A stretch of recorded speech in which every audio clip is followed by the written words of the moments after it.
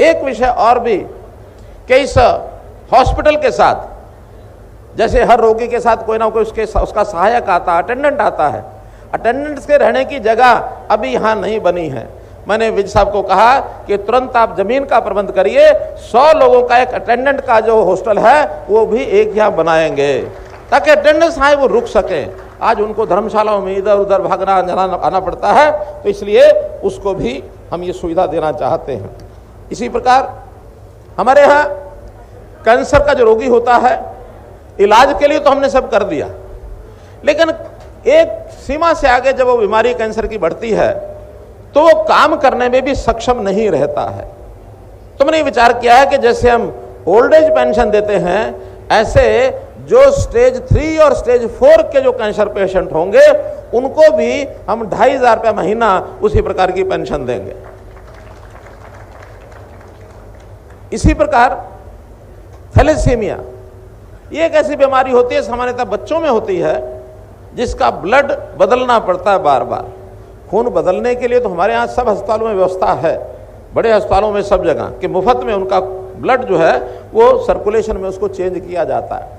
लेकिन फिर भी एक एज के बाद थैलेसीमिया के जो रोगी हैं वो भी सक्षम नहीं होते काम करने में, तो ऐसे गरीब परिवारों के जो थैलेसीमिया के मरीज हैं उनको भी हम 2,500 रुपया महीने की ये पेंशन मंजूर करते हैं।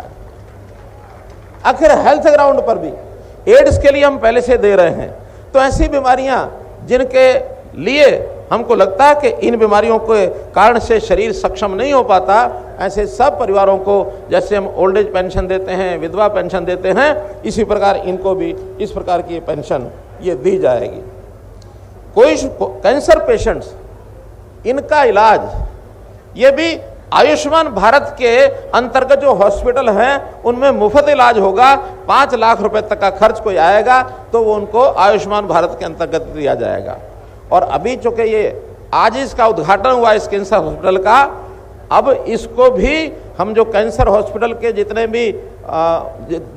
आयुष्मान भारत के जो लिस्टेड हॉस्पिटल्स हैं, उन लिस्टेड हॉस्पिटल्स में यहाँ का जो कैंसर हॉस्पिटल है इसको भी उस लिस्ट के अंदर हम रजिस्टर कराएंगे, ताकि यहाँ भी किसी का इलाज होगा वो भी आयुष्मान भारत के अंतर्गत ये कराया जाएगा। मित्रों, इस प्रकार हम रोगियों के इलाज के लिए बहुत कुछ कर रहे हैं और आगे इंफ्रास्ट्रक्चर बढ़ाने के लिए ये ठीक है, हॉस्पिटल बढ़ाना, CHC, PHC, डिस्पेंसरीज बढ़ाएंगे, लेकिन बहुत से रोग ऐसे होते हैं जो गंभीर रोग होते हैं, उसके लिए स्पेशलाइजेशन यानी डॉक्टर्स की होनी चाहिए। हम सभी मेडिकल कॉलेजेस में और यहाँ तक अस्पतालों में भी हमने कुछ सीटें दे दी हैं कि जो स्पेशलाइज्ड डॉक्टर्स वो बनाए जाए ताकि इनकी किसी की कमी ना आए। जहाँ तक डॉक्टर्स का विषय है, आज डॉक्टर्स हमारे जितनी संख्या चाहिए उतने नहीं हैं। हम 2014 में जब सत्ता में आए थे, मात्र 750 MBBS के एडमिशन होते थे, मेडिकल कॉलेज बहुत कम थे। हमने उसी समय कहा कि हर जिले में मेडिकल कॉलेज होगा, और मुझे खुशी है बताते हुए कि पिछले इस बजट सत्र में 4 स्थान बचते थे, चारों जिलों में भी हमने मेडिकल कॉलेज अनाउंस कर दिए हैं। 2025 तक हर जिले में मेडिकल कॉलेज ये बनकर तैयार हो जाएगा। और जो 700 2014 में सीटें थी, आज जो 1750 मेडिकल कॉलेज के जो छात्र MBBS के उनका एडमिशन होता है, और 2025 तक ये संख्या 3050 हो जाएगी। अर्थात हर वर्ष 3050 डॉक्टर्स ये हरियाणा में बनकर के तैयार होंगे।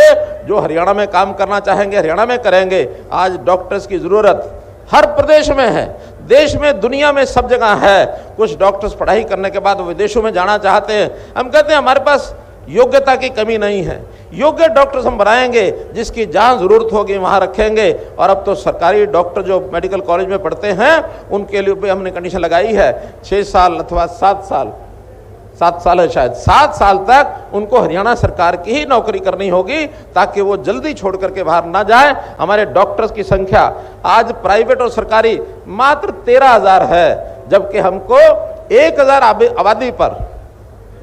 आबादी पर एक डॉक्टर अगर चाहिए तो ये हमको आज 28,000 डॉक्टर की जरूरत है।